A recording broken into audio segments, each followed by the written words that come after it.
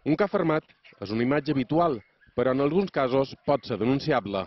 Cada mes arriben 4 denúncies al Servei d'Orientació Jurídica contra el maltractament animal a les Balears, una xifra que no ha aturat de créixer al llarg de la darrera dècada. Un increment que evidencia més sensibilització i més denúncies, però poques condemnes. En muchas ocasiones queda prácticamente en nada.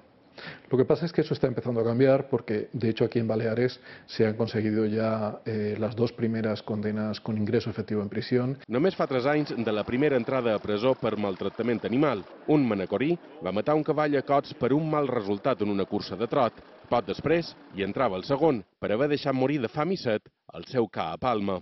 A la pena d'un any s'hi afegiren els antecedents per violència de gènere. Percibimos una relación entre el maltrato a los animales y el maltrato a personas, sea el maltrato de hombre a la mujer, maltrato a niños. A vegades, però, el problema pot ser més a prop del que sembla. Tenemos la convicción de que no hay que comprar animales porque eso está fomentando la explotación, por un lado, de hembras que en muchos casos están siendo dedicadas a tener embarazo tras embarazo, a ser explotadas en muy poco tiempo hasta que quedan extenuadas y luego simplemente se las ejecuta. Un fet que requereix un canvi de mentalitat. I hem de rompre aquesta dinàmica de pensar que un ca o un moix, un animal de companyia, un animal domèstic, és com un objecte que el podem anar a comprar a una tenda, triar de quin color volem, de quina mida. Evidentment, cada família pot adaptar que necessita un ca d'unes determinades mesures o que necessiti més activitat física o menys, també depèn de les famílies, i això els poden assessorar també a Son Reus. Les xifres d'adopcions a Son Reus evidencien una sensibilització gradual de la població.